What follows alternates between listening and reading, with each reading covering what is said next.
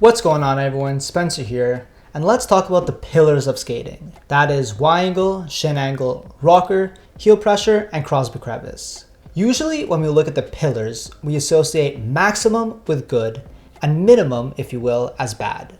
For example, Y angle. We say that maximum Y angle to the point where your toe cap is touching the ice is good, and Y angle where your skate is fully upright is bad.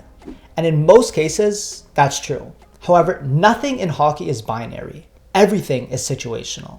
So good Y angle for one situation may actually be bad for another. Say you want to cross under in a wider route, like Mcdavid is doing here.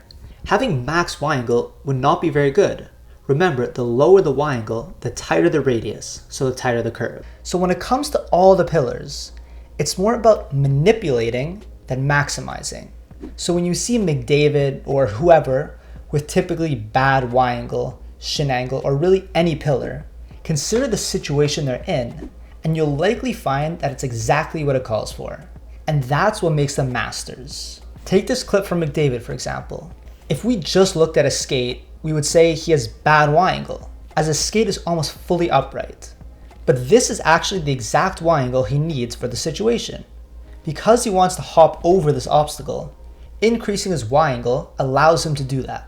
And of course, Mcdavid can achieve maximum outside edge Y angle as well, no problem. So if it's all about manipulating, why do we always practice and teach to maximize? The first reason is that it's a lot harder and more challenging to maximize and be comfortable at those end ranges.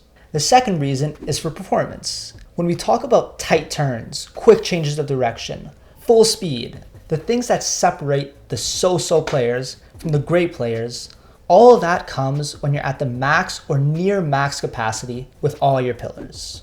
And the third reason is it provides you more range of motion to manipulate. For example, if your Y angle end range was here, you would only have this much Y angle to work with. Versus if you were comfortable achieving maximum Y angle, you would have this much range of motion to work with, and thus more control over your movement. And lastly, if you're comfortable and able to maximize your pillars, naturally your body will manipulate them based on the situation. So remember, practice maximizing all your pillars, but understand that manipulating them is how you achieve mastery. Finally, here's my advice when it comes to manipulating the pillars. Don't try to consciously do it. Vary the pattern and let your body naturally adapt.